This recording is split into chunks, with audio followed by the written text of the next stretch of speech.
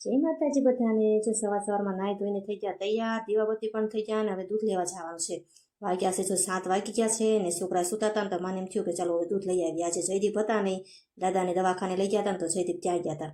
અને અહીંયા જો છોકરા મારા કેવા ધબા ચકડી બોલાવે છે, અને આને રમતા જોઈને મેં ફટાફટ રસોઈ બનાવી નાખી। અહીંયા જો મારી રસોઈ પણ થઈ ગઈ છે મસ્ત મજાની તૈયાર। આ છોકરા થોડી વાર રમતા મારી જો રસોઈ બની ગઈ, અને રસોઈમાં જો દાળ ઢોકળી બનાવી છે, અને પાહીબા માટે નનકી બહેણીમાં ભાત પણ મૂકી દીધા હતા।